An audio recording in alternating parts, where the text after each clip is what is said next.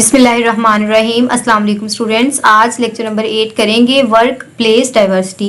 आपसे एक छोटी सी रिक्वेस्ट है कि चैनल को सब्सक्राइब ज़रूर किया करें।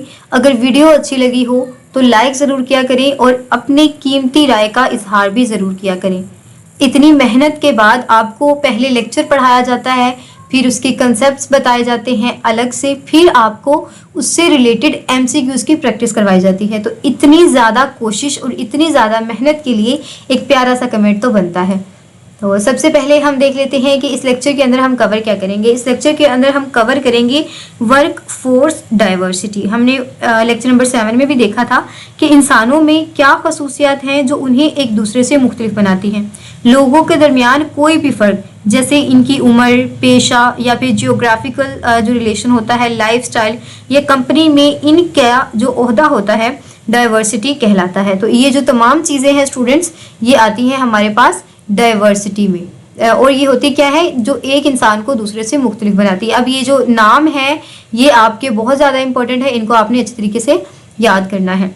अब इसकी जो कैटेगरीज हैं उसे हम डिफरेंट बेसिस पर उसको कैटेगराइज करते हैं। बेसिकली दो ही कैटेगरीज होती हैं, एक जो जिन पर इंसान का कोई कंट्रोल नहीं होता जैसे रंग, नस्ल और उम्र, और दूसरी जिस पर इंसान का कंट्रोल होता है जैसे उसकी तालीम या फिर उसका पेशा। तो आपने ये भी याद रखना है कि हम इसे दो कैटेगरीज में या दो ग्रुप्स में डिवाइड करते हैं और वो कौन कौन सी हैं ये भी आपने अच्छी तरीके से देख लेना है। नेक्स्ट हमारे पास आ जाता है,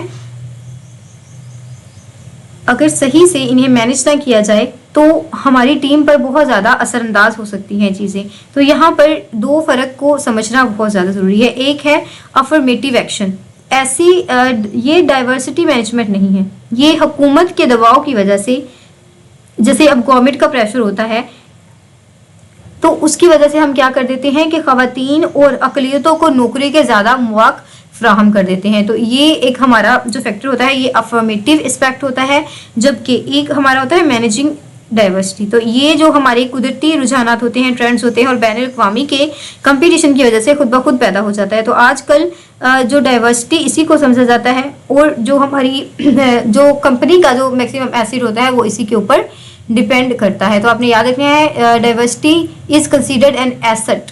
ठीक है, ये एमसीक्यूज आपका इंपॉर्टेंट है।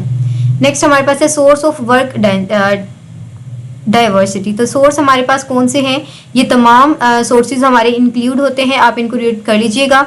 अब इन्हें हम बारी बारी देख लेते हैं कि हमारी रैकल और एथिकल ग्रुप्स में कौन से आते हैं जो ज़ात पात और हमारी नस्ली ग्रोह के इम्तियाज़ की वजह से बन जाते हैं। जैसे मुख्तलिफ लोगों के मुख्तलिफ नस्लों के लोग होते हैं, जैसे हिस्पानवी होते हैं, अमेरिकन होते हैं, एशियन होते हैं। तो बाज़ औक़ात सकाफ़त के फ़र्क की वजह से और जो हमारे स्टीरियोटाइप, इसके बारे में जो दकियानूसी सोच होती है वो गलतफहमियाँ पैदा कर देती है। ये स्टीरियोटाइप हम आगे जाके पढ़ेंगे।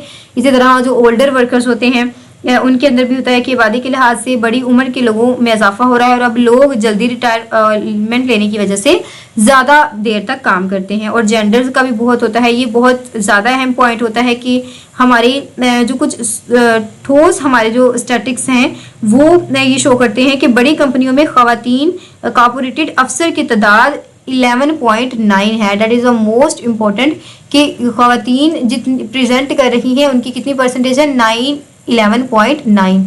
तो ये एमसीक्यूज आपका एग्जाम के लिहाज से इम्पोर्टेंट है।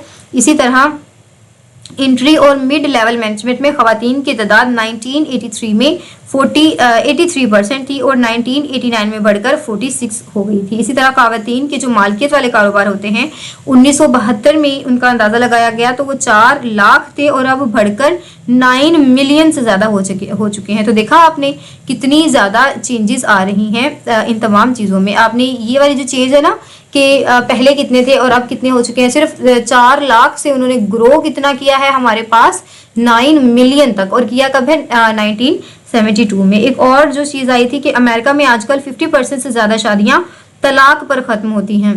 डेट इज़ मोर इम्पोर्टेंट कि जो 50% मैरिजेस होती हैं वो जो होती है उनकी पार्टीशन हो जाती है, जिसकी वजह से वो सिंगल पेरेंट घराने जो होते हैं वो बढ़ा रहे होते हैं और ख़वातीन की जॉब्स भी जो होती है ना उनकी ज़रूरत बहुत ज़्यादा बढ़ जाती है, क्योंकि आफ्टर डाइवोर्स फिर वो अपने बच्चों को खुद उनको लुक आफ्टर कर रही होती हैं। नेक्स्ट हमारे पास है एजुकेशन। तो एजुकेशन भी एक इम्पोर्टेंट एलिमेंट है। तालीम के लिहाज से लोग जो बाइपोलर हिस्सों में बंट रहे हैं, बहुत ज़्यादा पढ़े लिखे लोग और दूसरी तरफ जो हमारी अनपढ़ लोग हैं ना, अनपढ़ लोगों की जो तादाद है वो खतरनाक हद तक ज़्यादा हो रही है। तो महंगाई की वजह से और ये जो हमारी बहुत ज़्यादा मुल्की हालात कुछ ऐसे हैं जिसकी वजह से पढ़े लिखे नौजवान कम हो रहे हैं।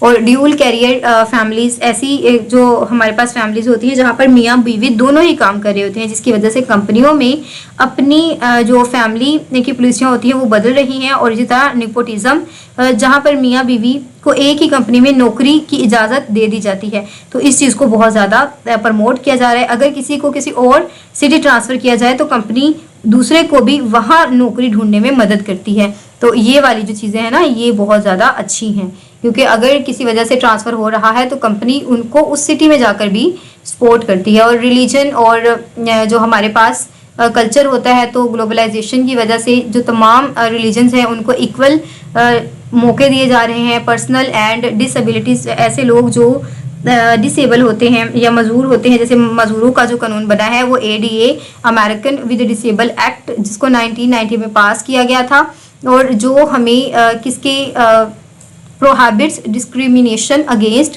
Qualified individual with disabilities. तो जो डिसेबल लोग होते हैं उनको भी मुकम्मल आज़ादी और मुकम्मल हकूक़ दिए जाने चाहिए कारोबार के अंदर भी। तो इमिग्रेंट्स, अब इमिग्रेंट्स कौन से होते हैं? कानूनी तौर पर दूसरे मुल्क से आने वाले लोग जो काम का जज्बा और अपने कल्चर की वैल्यूज़ के साथ काम करना चाहते हैं, तो इनको भी मौके दिए जाते हैं हमारी इंडस्ट्रीज़ में। Youth person with limited education और स्किल, तो जैसे मैं पहले भी जिक्र करती हूँ कि बहुत सारी ऐसी कंपनियां होती हैं या बहुत सारे ऐसे अदारे होते हैं जो स्टडी के साथ साथ स्टूडेंट्स को जॉब दे रहे होते हैं ताकि वो खुद को एम्पावर कर सकें। तो each year thousands of young unskilled worker and hired specially during peak period such as holiday buying season. तो जिस तरह अब हुकूमत पाकिस्तान भी जो गर्मी की छुट्टियां होती हैं तब स्किल सिखा रही होती है, जिसके लिए अच्छा खासा बजट होता है, लेकिन अच्छे से सिखाया नहीं जाता। कुछ हमारी जो छोटे लेवल्स पर ही कुछ ऐसी चीज़ें होती हैं कि स्टूडेंट्स को उसका कोई फ़ायदा ही नहीं हो पाता। इसके बाद जो हमारे पास कम्पिटिटिव एडवांटेजेस होते हैं, पहले कंपनियां डाइवर्सिटी सिर्फ कानूनी मजबूरी की वजह से लेकर आती थी, लेकिन अब वो उसे बिजनेस के फ़ायदे के लिए लेकर आती हैं, क्योंकि जब डिफरेंट लोग आते हैं तो डिफरेंट लोगों को नौकरी देने से मुख्तलिफ टैलेंट कंपनियों में आता है, और इस तरह लोअल जो बंदे होते हैं वो भी कंपनी के अंदर आते हैं। इसी तरह मार्केटिंग है, तो कस्टमर जो देखे ना, अब अगर हमारे पास डाइवर्सिटी होगी ना तो अब कस्टमर भी तो डाइवर्सिटी के ही होंगे ना। देखें, अब माशरे के अंदर डिफरेंट लोग रहते होते हैं, जो ज़ात पात का लिहाज भी है और हमारे मज़हब का लिहाज भी है। तो जब हमारे वर्कर्स इस तरह के होंगे, जिसके हमारी कंपनी ऐसे तमाम वर्कर्स को रखती होगी, तो जाहिर सी बात है हमारे कस्टमर भी बहुत ज़्यादा अट्रैक्ट होंगे। नेक्स्ट हमारे पास है how organisation cultivate our diversity force. तो किस तरह से वो डाइवर्सिटी फोर्स को बना सकती है, ये हमारे 5 पॉइंट्स हैं। सबसे पहले है securing top management support and commitment. Top management का कमिटेड होना बहुत ज़्यादा ज़रूरी होता है। इस कमिटमेंट को कंपनी के मिशन स्टेटमेंट में लिख दिया जाए और फंड्स दे दिए जाएं, और मैनेजर्स की तनख्वाहों को डाइवर्सिटी के जो गोल्स हैं पूरा करने के लिए साथ जोड़ दिया जाए। तो ये बहुत ज़्यादा इम्पोर्टेंट हो सकता है हमारा फैक्टर, अगर हम एक डाइवर्स वर्क फोर्स को बनाना चाहते हैं। इसी तरह ऑर्गेनाइजेशन एसेट्स जो होते हैं, अपनी मौजूदा वर्कफोर्स कल्चर और पॉलिसियों का जायज़ा लेना चाहिए, ताकि जो मसाइल हैं उनकी निशानदेही हो सके। अट्रैक्ट एम्प्लॉय, अच्छे और मुख्तलिफ लोगों को अपनी तरफ खींचने के लिए एक फ्लेक्सिबल किस्म की ऑफर करनी चाहिए। अल्टरनेटिव वर्क अरेंजमेंट जो होती है वो करनी चाहिए, और जो हमारी टाइमिंग होती है उसको भी चेंज करना चाहिए। इसी तरह डेवलपिंग एम्प्लॉय, नई स्किल सिखाकर ट्रेनिंग और डाइवर्सिटी की ट्रेनिंग देनी चाहिए। जो रिटेनिंग जो तजर्बेकार लोग हैं उनको रोके रखने के लिए पॉलिसियाँ बनानी चाहिए, ताकि ये ना हो कि वो हमारे जो रिवाइवल्स हैं उनके पास चले जाएँ। नेक्स्ट हमारे पास है स्टेप टुवर्ड मैनेजिंग डाइवर्सिटी। तो मैनेजिंग के लिए जो पहला स्टेप है वो है मैनेजिंग डाइवर्सिटी। क्या होती है मैनेजिंग डाइवर्सिटी के अंदर? बेसिकली हम क्या करते हैं, डाइवर्सिटी के फ़ायदों को ज़्यादा से ज़्यादा करना और इसकी जो रुकावटें हैं उनको या बैरियर्स हैं उनको कम करना। तो सबसे पहले हमारे पास आ जाता है बूस्टिंग वर्क फोर्स डाइवर्सिटी। तो हम क्या कर देते हैं, बूस्ट कर देते हैं अपनी वर्क फोर्स डाइवर्सिटी को, डिफरेंट ग्रुप्स की फॉर्म में उसको ले आते हैं, एक नेटवर्किंग बना लेते हैं, डिफरेंट मीटिंग्स अरेंज करते हैं। इसी तरह हम ज़्यादा भर्तियां करते हैं, one or more online minority, online हम अपने कारोबार को शिफ्ट करते हैं ताकि हम इस मकसद को हासिल कर सकें। इसी तरह हमारे पास equal empowerment opportunity versus affirmation action, तो ये चीज़ हमने ऊपर भी पढ़ी थी कि इक्वल एम्पावरमेंट के अंदर हमारे पास क्या अपॉर्चुनिटी आ जाती है कि aims to ensure anyone regardless, हम इंश्योर करें कि अगर हम किसी को जॉब दें तो बिना उसकी रंग, नस्ल, कलर, जो उसका जेंडर है या फिर उसकी रिलीजियस आइडेंटिटी, नेशनल रीजन, इन तमाम चीज़ों के बगैर बिना इसको मद्देनजर रखे हुए उसकी काबिलियत पर दें। और दूसरा है affirmation action goes beyond equal empowerment opportunity, ये बिल्कुल इसके मुखालिफ है, bye requiring the employee to make an extra effort to recruit, hire, motivate and compensate in protected group to eliminate the present effects of past discrimination। तो इसके अंदर क्या होता है कि इससे एक अगला कदम है, इसका मतलब है कि इन ग्रुप्स को भर्ती करने के लिए इजाफी कोशिश करना जिसकी माजी में बहुत ज़्यादा ज़्यादती थी, यानी कि उन्हें तैयारी करना, वो जिस तरह इंटरव्यूज़ वगैरह होते हैं ना, तो उसमें ये चीज़ें होती हैं। तो अफर्मेशन एक्शन में दो हमारे पास बेसिक स्ट्रेटजीज होती हैं। पहली स्ट्रेटजी है good faith and effort strategy, पुराने गलत ख्यालात को बदलना, और दूसरा है कोटा स्ट्रेटजी, यानी कि कोटा फिक्स करना ताकि जो हमारे ख़वातीन हैं या फिर काबिल लोग हैं उनको लाजमी हायर किया जाए। Challenges in managing employ diversity, एक होता है रेजिस्ट टू चेंज, कोई पुरानी तंजीमात को चेंज करना बड़ा ज़्यादा मुश्किल होता है। सयाफ आम मर्दों का कंट्रोल रहा है पुरानी तंजीमों में, तो उनको बहुत बुरा लगता है जब औरतें चार्ज के अंदर आती हैं। तो ये तो खैर अब एक एलिमेंट है माशरे का।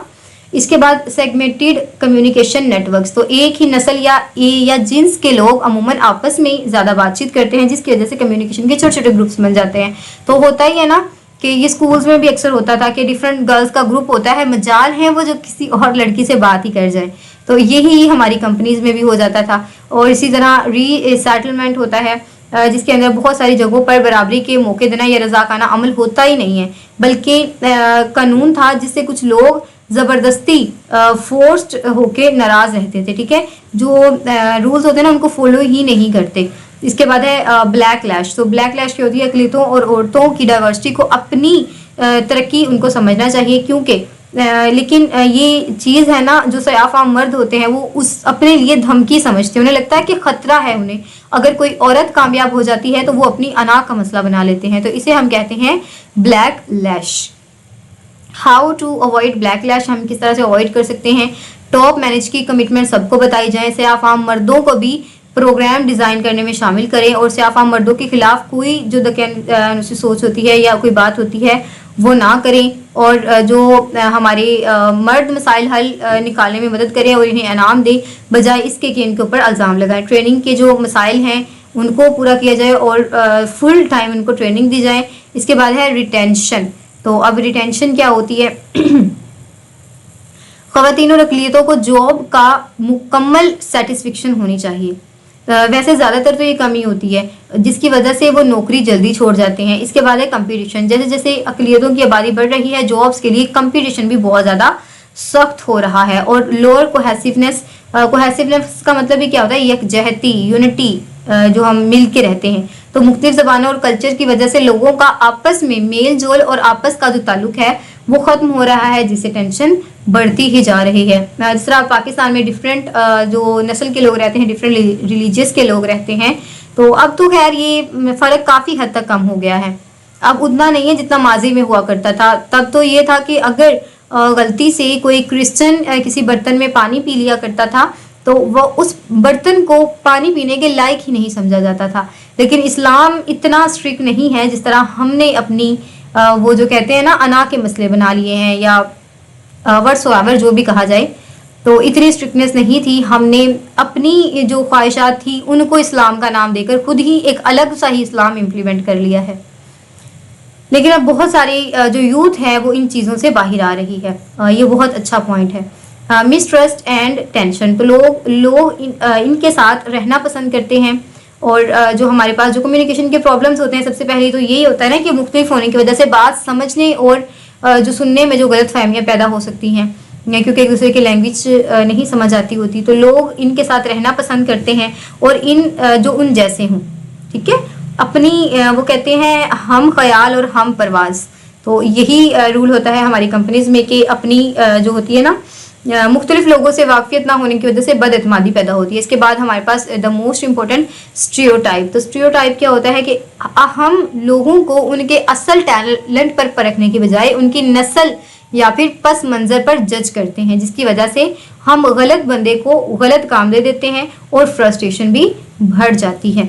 और की पॉइंट्स में हमारे पास अफर्मेशन एक्शन जो हमने पढ़ा है कि step that taken for eliminating the present effect of past discrimination, वो इक़दाम जो माजी के असरात को इम्तियाजी सलूक करने के लिए ख़त्म किए जाने चाहिए। और कोहेसिवनेस भी हमने पढ़ लिया था कि ग्रुप्स कितने मजबूत हों, आपस में एक दूसरे का जुड़े हों और किस तरह से आपस में एक दूसरे की जो प्रॉब्लम्स हैं उनको सॉल्व करते हों। तो स्टूडेंट कोई एक लाइन ऐसी नहीं है जो आपकी इस हैंड आउट में से मिस हो गई हो। तो hope so all point must be clear and in very short time. Which of the following is true about managing diversity versus affirmative action? Affirmative action is from government pressure and diversity is a natural trend. Diversity is managed by यही हमारे पास correct answer है। According to the handout, women present what percentage to corporate officer at largest companies? 11.9%. Which act prohibits discrimination against qualified individual with disabilities? ये 1990 का act है हमारे पास। What does EEO aims to ensure? They ensure that everyone has an equal chance for job based on the qualification. Which affirmative action strategy mandates bottom line results through hiring and promotion restrictions?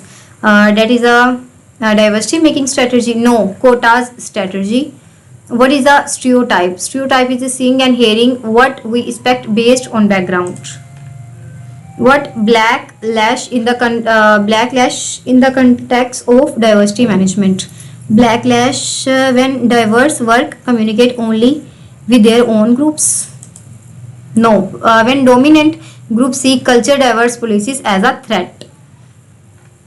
तो ये important MCQ था आपका। What is a common negative effect of diversity regarding cohesiveness? Diversity negative effect. What is the common negative effect of diversity? Diverse group always agree on everything. Cohesiveness entirely unaffected by diversity. Correct answer है हमारे पास diverse workforces are typically less cohesive initially. How does diversity act as a competitive advantages in marketing? Marketing के अंदर competitive advantages किस तरह से आ रहा है diversity की वजह से? Reduce a multi culture force work force understand diverse consumer better habits. According to the context the United State is becoming bipolar country regarding of what? Bipolar country I guess age या religion? Bipolar education के रिलेटेड। What student ये MCQs बहुत ज़्यादा important है और it's 100% from your hand out line जो मैं अभी कवर करवा के आई हूँ। A frame revised its structure strict nepotism policy so the husbands and wives can both work at the same companies. Immigrants या dual career family. The manager is demonstrating sorry यहाँ पर हम इस चीज़ को डिस्कस कर लेते हैं। आ manager assume a female employee will be overly emotional and give her less stress evoking task. Will overly emotional and give less stress evoking task. तो ये हमारे पास है stereotype या empowerment affirmation stereotype है, ठीक है। Judging capability based on gender expectations and stereotype, यानी कि ये सोचा जाता है कि औरतें इमोशनल होती हैं। Company set a strict rule that exactly 30% of new managerial hire must belong to a specific minority. Company set करती है strict rules that exactly 30% of all, जो exactly 30% है new managerial hires के लिए must belong to specific minority. It's a good faith या equal empowerment. It's a quotas strategy. तो Kota strategy के अंदर हम क्या पढ़ते हैं? Mandating strict percentage in a quota strategy.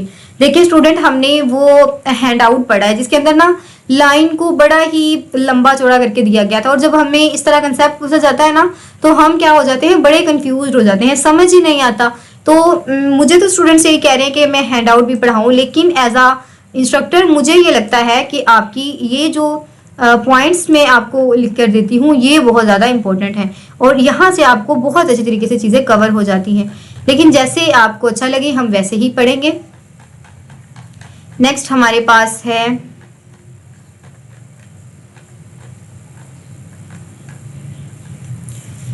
This is an example of diversity promotion, creativity, innovation and problem solving.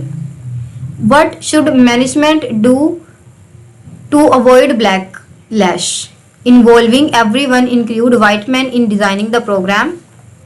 Which step of cultivating a diverse workforce does this represent? Securing top support and commitment. What is the process?